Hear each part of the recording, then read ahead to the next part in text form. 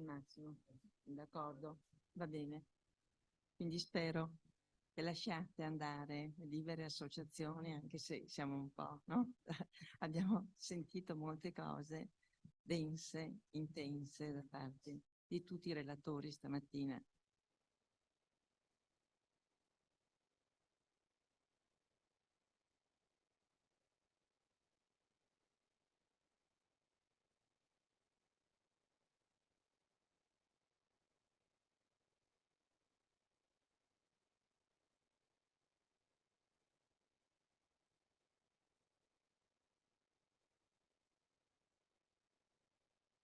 È vero che abbiamo avuto tantissimi stimoli e c'è bisogno di tempo per pensare. Non è facile dire con tutte queste conoscenze che ci sono state date.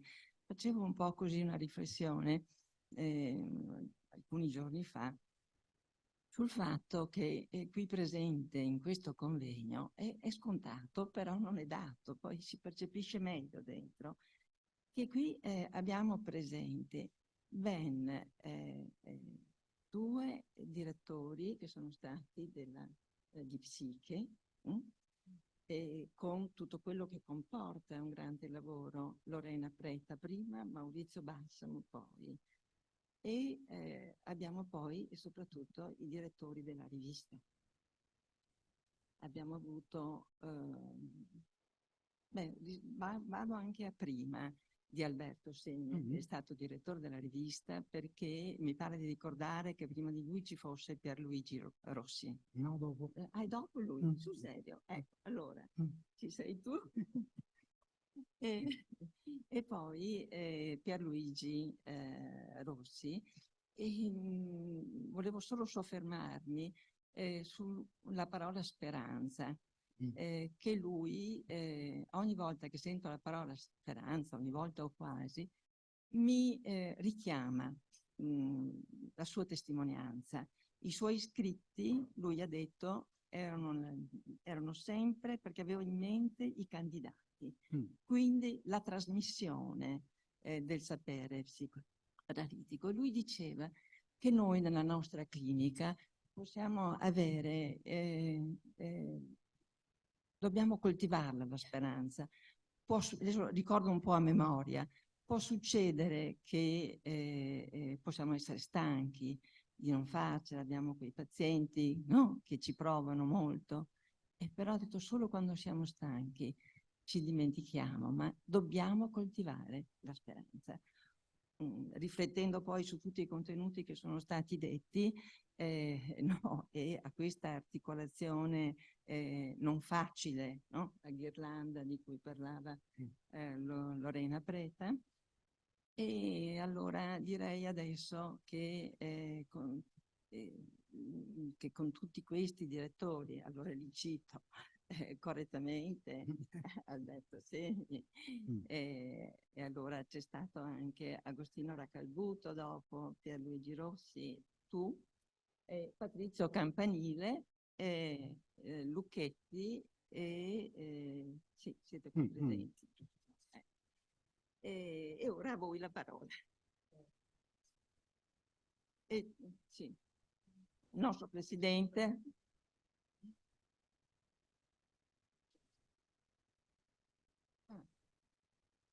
Prima a Gemma Zontini, allora diamo la parola a Gemma Zontini. Da remoto. Da remoto, sì.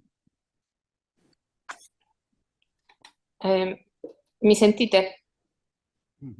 Penso di sì. Sì, sentiamo. Va bene. Allora sì, moltissime idee sono venute fuori. Io dico solo però una piccola cosa, no? Che molto il discorso, anche il discorso sull'ideale, mi aveva portato a pensare se non ci fosse un legame tra il diniego e la pulsion d'emprise, la pulsione del proprio, appropriarsi delle cose, appropriarsi di tutto, appropriarsi anche della propria morte. Dice Freud, no? Ognuno vuole morire a modo suo, no? Si vuole appropriare anche della morte. Allora, mi chiedevo se il diniego non potesse avere a che fare con un rovesciamento del rapporto tra l'emprise e Eros, cioè l'emprise prende il sopravvento, bisogna appropriarsi delle cose e in particolare appropriarsi di tutte le cose, appropriarsi dell'altro, no? Per esempio il diniego della differenza dei sessi potrebbe essere vista in questo modo, l'altro non fa una differenza, l'altro è per me appropriabile. L'altro esiste solo nella misura in cui è proprietà mia e quindi io posso sottoporre al diniego la differenza dei sessi. E mi pareva che come se questa appropriazione riguardasse in particolare la necessità di appropriarsi di due dispositivi che sono sempre inappropriabili perché sempre altamente impersonali, la biologia e il simbolico. La biologia, quell'ammasso cellulare che noi siamo, come dice anche Cimatti, non è qualcosa di appropriabile, lo possiamo rappresentare, ma non ce ne possiamo appropriare. L'appropriazione è solo per via di rappresentazione, quella materia carnale da qualche parte ci sfugge, ma anche il dispositivo simbolico, un dispositivo che viene da fuori, nasciamo in un bagno di linguaggio, dice Lacan, no? E quindi anche questo non è appropriabile, lo possiamo assumere, lo possiamo rendere lingua propria, lingua soggettiva, però non ce ne possiamo appropriare. Allora mi chiedevo appunto se questa questione dell'appropriazione non avesse a che fare con il diniego, il denegare che ci sono degli aspetti impersonali, che ci sono delle cose di cui non ci possiamo appropriare, con la differenza delle quali dobbiamo fare i conti, rappresentandocele da qualche parte. Mi chiedevo se per esempio gli omicidi di massa non avessero a che fare con questo, il bisogno di appropriarsi di quella che Agamben chiama la nuda vita, la tua vita è mia e io ti uccido, o anche degli aspetti del suicidio potrebbero essere fatti così, no? La mia vita è mia e io mi approprio di questo ammasso cellulare in qualche modo uccidendolo, no? Questo, come dice anche Mavi Stazione, la nostra collega napoletana, è un tentativo di sostituire la certezza della data di morte alla certezza della data di nascita. E insomma, in questo senso potremmo anche pensare al diniego come un meccanismo escorporativo dell'impersonale che ci attraversa, che se non passa sotto via di rappresentazione deve essere scorporato da noi, fino all'escorporazione della nostra vita biologica e della vita biologica altrui, no? Quello che Lacan chiama l'odio solido, l'odio per la vita propria e altrui. Ho finito.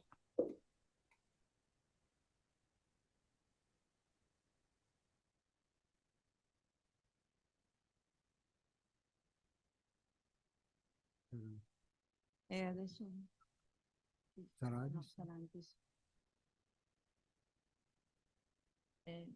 Sta arrivando.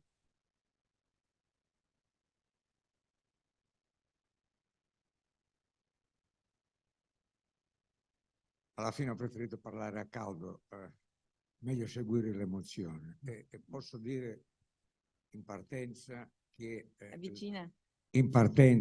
la domanda di Alberto è una domanda che viene dal più bello della tradizione della SPI e ci rappresenta tutti se vogliamo essere e continuare a essere la società di pensiero critico e libero che siamo stati. Quindi lo ringrazio per la chiarezza di una formulazione che penso rappresenti esattamente la società psicoanalitica italiana, che esprime la psicoanalisi, non è la psicoanalisi che esprime noi.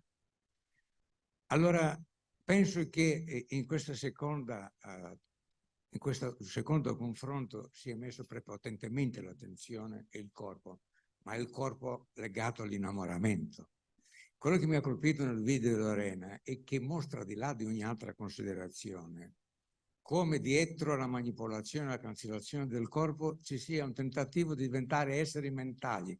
Ma questo è un inganno, perché dietro questa mentalizzazione sono corpi che non ci appartengono, corpi che possono essere usati. L'idea che noi possiamo avere un corpo come noi lo vogliamo non ha molto senso. Se andiamo su questa strada avremo il corpo che vogliono altri e non altri eponimi, ma una mentalità anonima e differenziante che cancella le differenze e rende insignificanti le somiglianze. Laura, questa è la vera questione. Alberto ha fatto benissimo a parlare del governo attuale e del fascismo e del nazismo, perché non dobbiamo dimenticare che sono stati i primi a manipolare i corpi umani. avere disprezzo per il corpo come oggetto di desiderio e del corpo come soggetto di desiderio.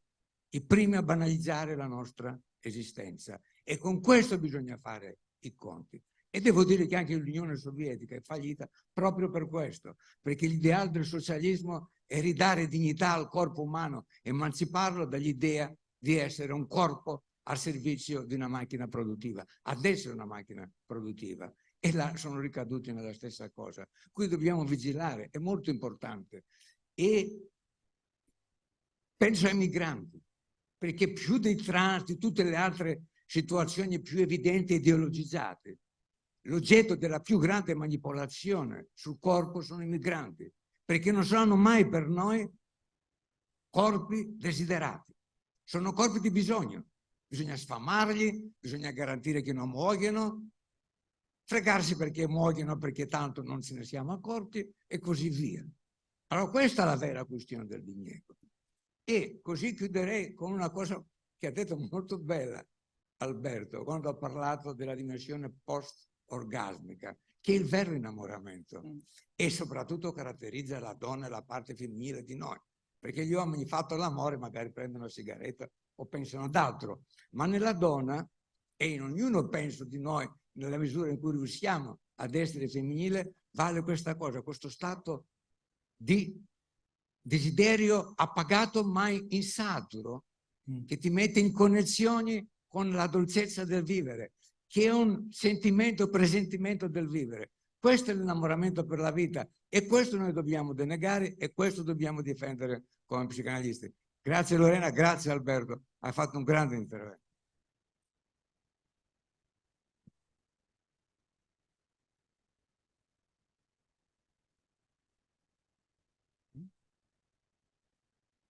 Venite voi due.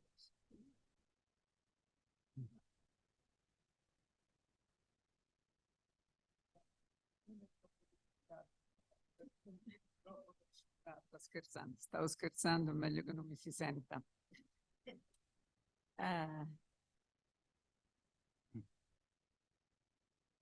Beh, non so, io non so, mi sembra che un po' difficile adesso raccogliere tutta, forse anche integrare questi nostri due discorsi, Alberto, vero?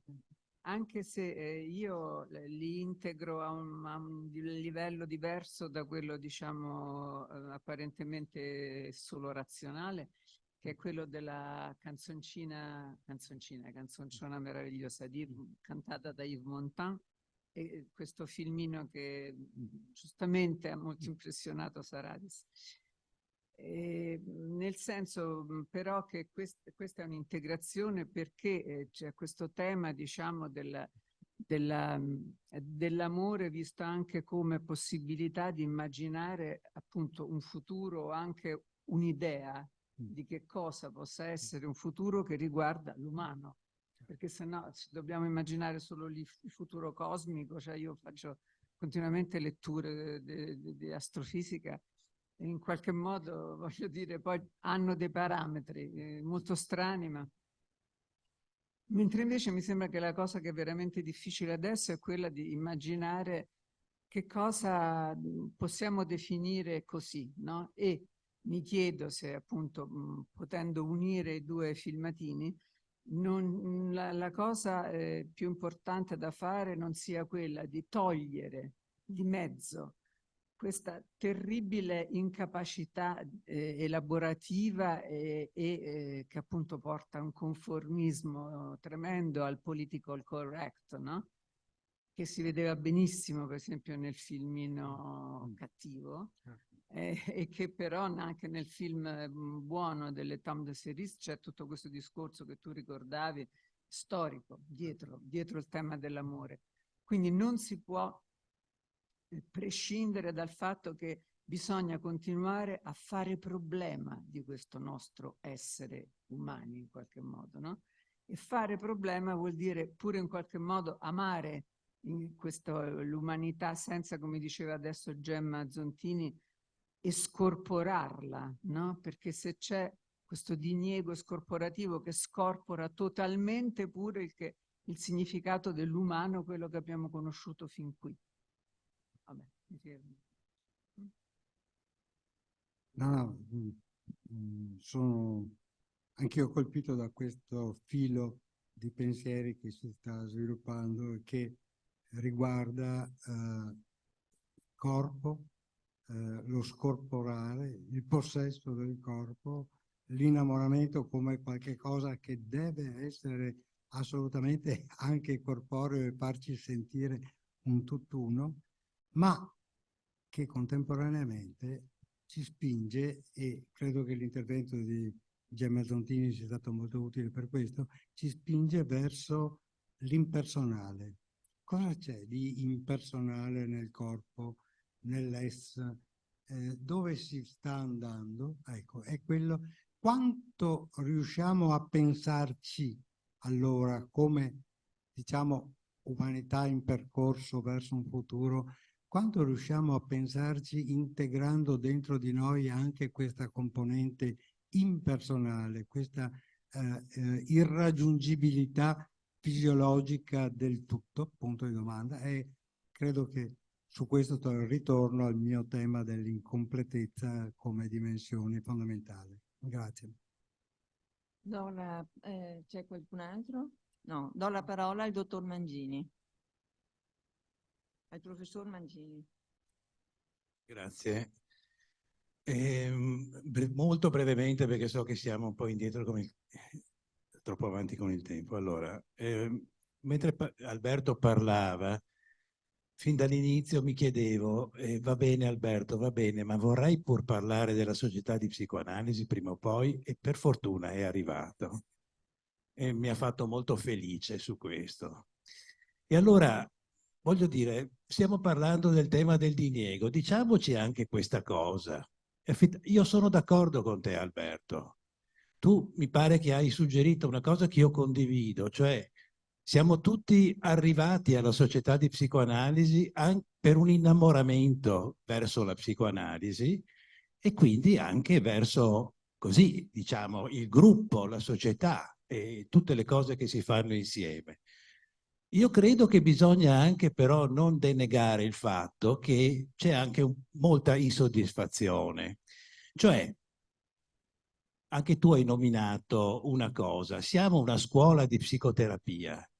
Questa cosa, secondo me, non va nel senso della passione che ci ha mosso, non va nel senso dell'investimento, va invece nel senso di una normalizzazione istituzionale e quindi di una, in qualche modo, diciamo, di un innamoramento che si è andato anche un po' spegnendo. Se ora abbiamo in mente i giovani che diventeranno analisti, io credo che sia molto importante per il futuro mantenere questo aspetto, no, della passione e dell'innamoramento.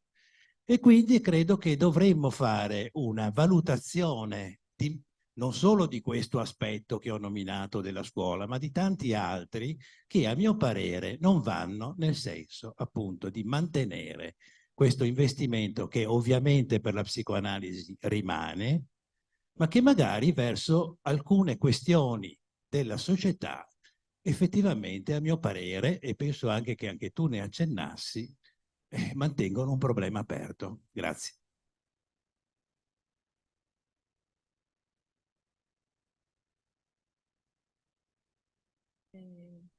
Sì.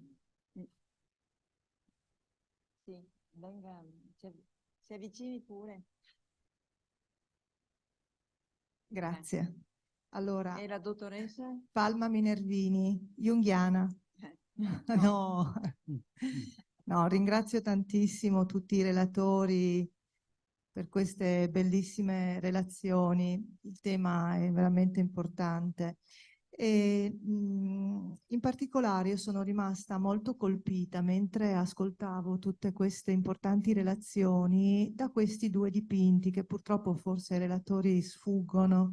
C'è una crocifissione da una parte e c'è il momento della deposizione dall'altra. E io sto cercando, non riesco a capire se qualcuno magari conosce meglio la sala, mi può aiutare. Mancherebbe nella narrazione di questa storia, mancherebbe il momento della speranza, cioè della vita nuova, quando c'è la resurrezione, no? E allora mi venivano in mente le parole della prima relazione del dottor Tanopoulos a proposito di quello che non si vede, di quanto sia impalpabile questa dimensione dell'animo umano.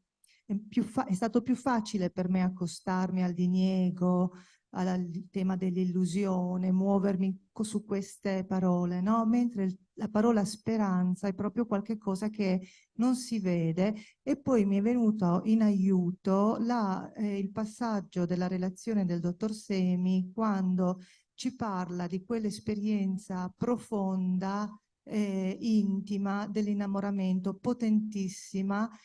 E lo snodo per me è quando questo paziente, a partire da questa esperienza, guarda le cupole e le vede simbolicamente, e io direi archetipicamente, come i segni della Chiesa, cioè di una comunità, di un collettivo, di un universale che si muove nella direzione di una umanizzazione.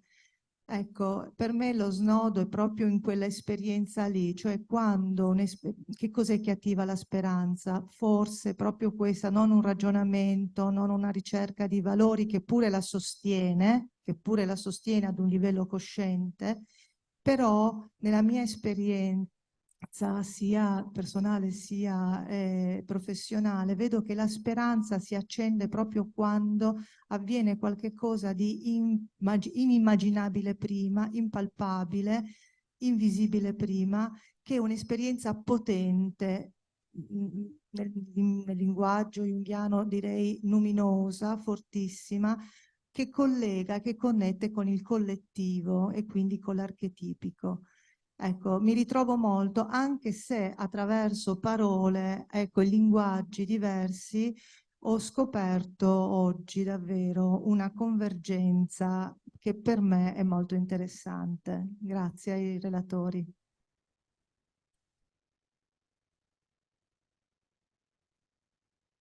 Ci sono altri interventi?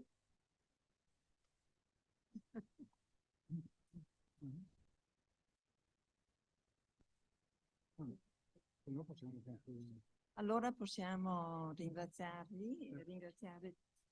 Vuoi dire qualcosa? No. No, bisogna dire quando rientriamo. Ah, grazie.